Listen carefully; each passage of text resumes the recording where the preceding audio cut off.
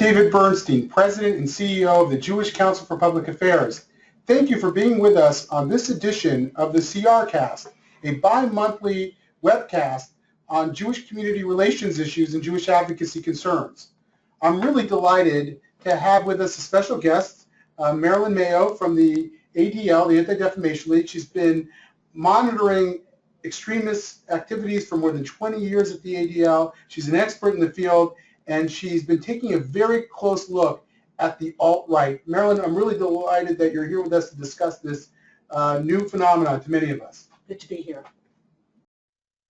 What differs it from traditional white supremacists? Sure. Well, first of all, I would say that the alt-right kind of came into the country's consciousness maybe in the last year and a half, mostly because people on the alt-right were supporting the Trump campaign and were also involved in trolling people, particularly Jewish figures like Jewish journalists, and they became known for that. But let me first say what the alt-right is. We define the alt-right, we meaning the ADL, as a rebranding of white supremacy. And what it is, it's a really loose network of racists and anti-Semites who want to inject bigotry into the mainstream dialogue. But it's also a younger demographic. It's people who are young, internet savvy, who kind of use bigoted humor and irony to get their points across. And you know, so we are seeing it's white supremacy, but it is a younger demographic. And in terms of the history of the alt-right, it has an interesting. I've been alt-right since 2008, when it was actually called the alternative right. Mm-hmm. Richard Spencer, one of the leaders of the term alternative right, and at the time in 2008, it meant something a little different than it means today in terms of the alt-right. You had people like Spencer and Paul Gottfried, who is actually a Jewish paleo-conservative, who were looking at the conservative movement at that time, and they were critical of the neoconservatives who supported the Iraq War. They were critical of people who supported open borders and globalism. So they were looking for an alternative to that conservative community, and they called it the alternative right.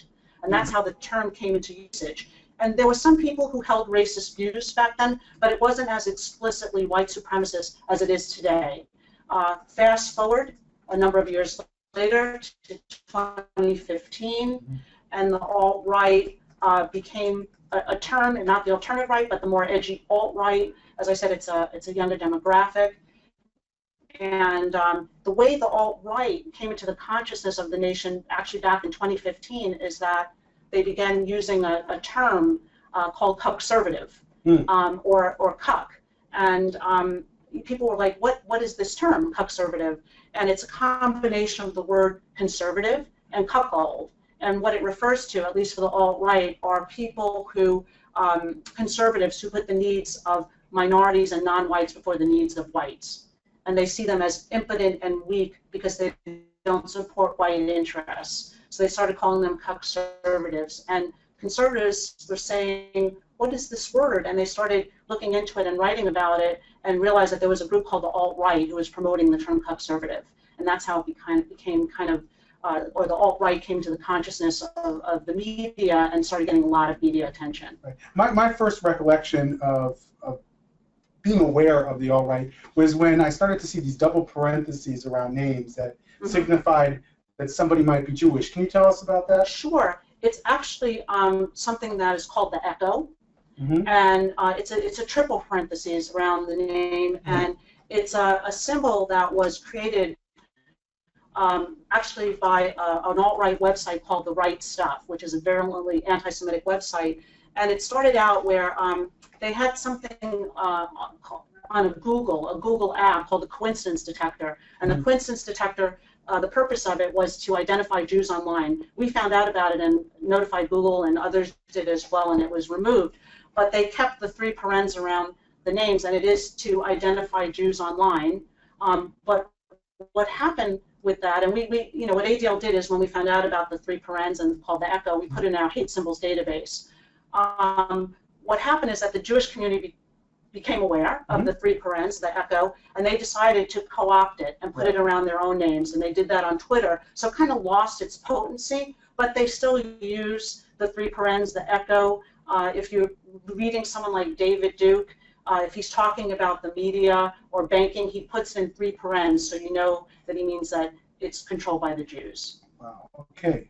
Thank you. So there's said to be significant differentiation. I mean, you said it's a repackaging of white nationalism, but I've also heard that there's actually great differences between various subgroups on the alt-right. Tell us about that. Sure. The alt-right is not a monolithic group.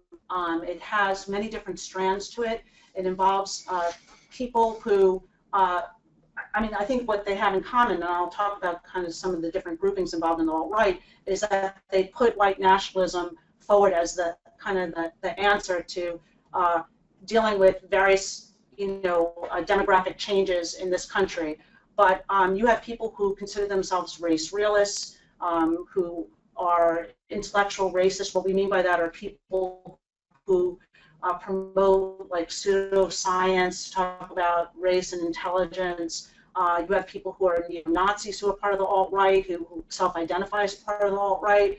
You have people who just define themselves as white nationalists who are part of the alt-right. And again, there's also a younger demographic who are internet trolls, who are internet savvy, who created a lot of memes that that we did during the Trump campaign, anti-Semitic memes, who were trolling people. They're part of the alt-right. When you say a troll, an internet troll, tell us what is it that they're doing? So what they're doing is they're basically harassing people online. One of the tactics that they use is to send memes, and when I talk about memes, I'm talking about a graphic, and often they are about the Holocaust. So they'll send the picture of a Jewish journalist in an oven, right, or at the gates of Auschwitz with a Nazi guard, shooting at them. And this is something they think is really funny, but obviously it's not funny at all. But that's what they're doing. They're trolling. They're attacking people online. Many of them will, go after them and insult them. Make many anti-Semitic comments, things like that. Right. So one of the subgroups that I've heard talked about, which would seem to be very different from your run-of-the-mill white supremacists, are younger types who you said they're internet savvy, but they're also perhaps coming from a different part of the culture. It's been said that they're anti-political correctness, that they're reacting to what they consider an overly sensitive campus discourse and a stifling campus culture, and they're reacting to this, and by their form of acting out against this is to sort of insult our sensibilities, our delicate sensibilities around issues of race and ethnicity and the like. First of all, do you consider them part of the alt-right, and should we consider them part of the alt-right? Well, to me, there's another group that's called the alt-right, and that term actually comes from the alt-right. The alt-right uses it to refer to people who may share some of their ideas, mm-hmm, but they're not hardcore enough to be called alt-right. They're not, mm-hmm, white. In other words, they're not white supremacists. Mm-hmm. And the alt-right, again, when I say they may share some of the views of the alt-right, they may be anti-immigration, they may be anti-globalist, globalization. They talk about political correctness, but they're not white supremacists. So I don't consider them part of the alt-right. But what they share in common with alt-right is they really have a lot of, they dislike the left, and they dislike political correctness, and they see the campus, for example, as a platform for ideas of the left, and they're very angry about that. So but the two groups, to me, are different. They're not the same. Mm. So tell us some of the key figures in the alt-right. Sure. There are a number of different figures in the alt-right, but I think the ones that get a lot of attention and stand out, one is Richard Spencer. Spencer started out in the conservative movement, again, many years ago, and then moved into white supremacy. He's someone who is in his 30s, and he's been active. He coined the term alternative right, as I said, and he runs a group called the National Policy Institute, which holds a conference every year and has been attracting more people and younger people every year. At their conference last year in November, you had a lot of people doing Sieg Heil salutes, which was a very disturbing thing to see. Now, he said that that was sort of a publicity stunt and that he actually had a glass of alcohol that he used to give a toast when he was doing the Seek Trump. Is that your understanding, or do you believe this is a genuine Nazi expression? I don't think that Richard Spencer is a Nazi or a neo-Nazi. He has never really expressed really an embrace of Nazism, but I don't think it was just sort of you know, he said it was irony and cheeky, and I don't think it was just that. I think there were people in the audience who support white supremacy, and they might have thought they were being ironic, but the fact is they're still white supremacists and anti-Semitic. So there was a real expression of that in their doing Sieg Heils at that conference. They were expressing their racism and anti-Semitism. Yeah, and you mentioned the name Paul Godfrey, who I think Richard Spencer was a protege of, right? Paul is Jewish. Yeah. Is he a member of the alt-right as well? I don't believe he is a member of the alt-right. He doesn't consider himself to be a member of the alt-right, but I'd say he's part of the far right. He's what's called a paleo-conservative. He's someone who has been around for a number of years and has even been admired by some white nationalists because of his ideas. But I don't believe he's part of the alt-right. And he and Spencer, I don't believe, communicate so much anymore, but at one time the two of them ran a club called the H.L. Mencken Club. They ran it together and invited both American and European racists to come speak at their conferences. Right, so he might have been an enabler in many ways. He might have been, yes, I think so. He's someone who certainly may have influenced the alt-right, but I don't think he's part of the alt-right. Right. So, in addition to Richard Spencer, who are some of the other prominent figures? So you have someone like Nathan D'Amigo, who runs a group called Identity of Ropa. He's an Iraqi war veteran who, was in jail for an assault that he carried out and became influenced by David Duke's book, My Awakening, and then adopted white supremacist ideas. So he's someone who's very active in the alt-right. On the more hardcore end, you have someone like Andrew Anglin, who runs a neo-Nazi website called The Daily Stormer. He self-identifies as part of the alt-right, and he's been part of that trolling community and harasses Jewish figures and other figures online. He's someone who's played a role in that or encourages his followers to troll people online. It's become the most popular website in the white supremacist world, the Daily Stormer. And then you hear of figures who are controversial, may not be in the alt-right, maybe in the alt-right. People like Stephen Bannon, Milo Yiannopoulos, Ann Coulter, Sean Hannity, I've heard. Breitbart itself has been accused of being a platform of the alt-right. What's your take on these various figures? Where do they fit in or not fit in? Yeah, I would say people like Steve Bannon and Milo Yiannopoulos are not really part of the alt-right, and the alt-right has in fact rejected Milo, for example, as part of the alt-right because he has some Jewish background, because he's gay. They don't like that at all. But they are part of what I've called previously the alt-right. The alt-right, and they are people who I think enable the alt-right in various ways. And what do I mean by that? Well, Steve Bannon, when he was the head of Breitbart, said that Breitbart was a platform for the alt-right. And when he talked about the alt-right, he kind of ignored their racism and anti-Semitism, kind of called them nationalists who, and he didn't really focus on the fact that they were racist and anti-Semitic. And Milo did the same. He wrote a piece for Breitbart on the alt-right that got a lot of attention, and he kind of talked about it as sort of a millennial, edgy movement, and again, ignored the racism and anti-Semitism of that grouping. We also know that the alt-right, or Milo being a good example, at his events, he can be a gateway to the alt-right. He attracts people from the alt-right at his events who might try to recruit people into the alt-right. So they may start out with, oh, you agree with Milo on political correctness? Maybe you want to hear more about white nationalism, and kind of radicalize them to move over to white nationalism and become part of the alt-right. To what degree do you feel that this is gaining traction in society?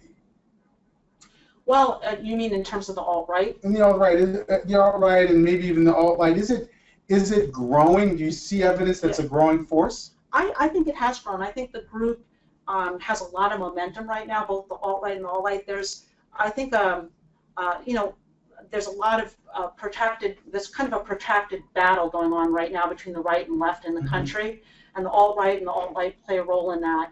So what we're seeing all over the country right now are rallies from California to DC and all throughout the country, where you have people who are polarized, who are kind of fighting each other over ideas, and I think that the alt-right has gained momentum because the alt-right is trying to normalize certain kinds of bigotry, right, and racism and anti-Semitism, and somehow that kind of normalization of those ideas really happened over the last year that we saw with the campaign that happened in 2016. We saw people saying things that they might not have said previously. So I think that they are gaining traction. We've certainly seen the alt-right growing as a movement in this country over the last year.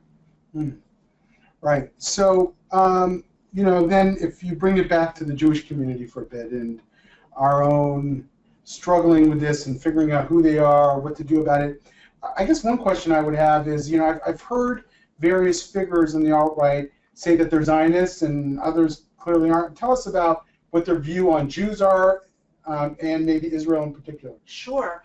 I would argue that most people in the alt-right are not Zionists at all. They really, again, they're virulently anti-Semitic. They talk about Israel in terms of controlling the U.S. government. They think that it has undue influence on the U.S. government. But what they do like is to present Israel as an ethno-state. And they say that Israel is a Jewish state that, which has a government formed by Jews, and they want to model their own white ethno-state after the Jewish state, right? So they look at Israel as a model for creating that state, but what they don't realize is that Israel is really a democracy with lots of different ethnicities and people from different cultures and backgrounds living there. I will tell you this, that the people in the alt-right do not support democracy at all. They don't want a democratic country, and they simply use Israel as sort of an excuse to say that they should have the right to create their own ethno-nationalist state the way Israel has been created. Right.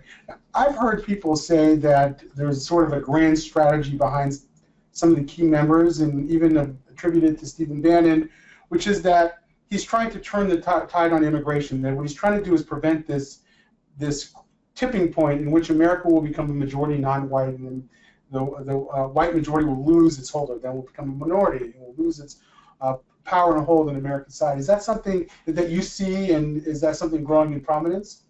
Oh, it's the biggest issue for white supremacists right now, is the changing demographics of the country, and for the alt-right as well. That's one of the reasons the alt-right was so supportive of the Trump campaign, and its initially was because of his views on immigration. I'm not equating Trump with the alt-right. I'm just saying that that's why they supported him. But what they are seeing, the changing demographics, the fact that the whites will be a minority in coming decades, is something that they see as white genocide, and it's something that they consider to be the foremost problem facing them. And I will tell you that they blame Jews for this. They say that it's Jews who are the ones who encourage third world immigration, Jews who encourage refugees to come here. So they really blame the immigration issue on Jews. If you look at their material, that's who they tend to blame for this problem. So there are people who thought that the alt-right would be this sort of passing fad, and that once President Trump was elected, his political movement would sort of co-opt the alt-right, and that they would cease to exist as a distinct movement. Have you seen any evidence of that? No, I haven't. In fact, what I've seen is that the alt-right is trying to increase the momentum they had during the campaign by moving from online activity to real-world activity. And they've been doing a tremendous amount of real-world activity. They've been holding rallies, D.C. and Charlottesville. Are these big rallies? Are there numbers there? The numbers are growing. In the rally in Charlottesville, they had about 100 people, which is a lot for an extremist group. And I think they're having a rally in August, which we expect might attract even more people. And they're In DC, they probably had around 100 people as well. Just on June 25th, they had a rally. The whole idea for them is to not leave things online, but to attract more people to the movement by being out there in the world and getting people to meet in person and not just online. So I think the momentum has kept going, and they've actually become much more critical of the Trump administration, and so they've kind of separated from the Trump administration, really, even though many of them still support Trump. They don't like the fact that he chose a number of Jews to be part of his administration, or that Jared Kushner, his son-in-law, has some kind of influence. That's something they all really dislike. But it's again, the alt-right is continuing to I think to grow and to be active, and they feel very empowered right now. Mm-hmm. Do they have a foreign policy, for example, were they displeased about the intervention in Syria? They were very displeased about the intervention in Syria. In fact, many of them wrote about it and were very angry that Trump took any action in Syria at all. They believed in his America First policies, where he wouldn't get involved in other nations' wars, and they believe that the war in Syria is somehow being done for the benefit of Israel, so they were pretty angry about that.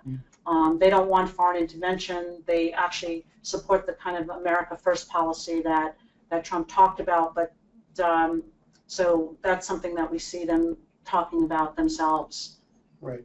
Thank you. So the last question I have for you is really, what do we do about it? We have a community relations network, ADL, Jewish Community Relations Councils, AJCs, federations. We're all working to try to neutralize extremism. What are some of the strategies we might bring to bear? Well, you know, I think one of the things that we all need to do is to, obviously, people of goodwill need to speak out against extremism and racism and the alt-right and their policies and their tactics. And I think we have to demand that our politicians, our officials, both local and national, do the same. I think it's really, really, really important to support organizations that do fight extremism, like ADL and other organizations. And also, it's important for the Jewish community to build alliances within the community in case something does happen. Like we've seen, we just saw an incident in New Jersey where some people from an alt-right group hung a banner on a Holocaust memorial, which was very disturbing. And the banner said, you know, we will not be replaced, or Hebes, you will not replace us, something to that effect.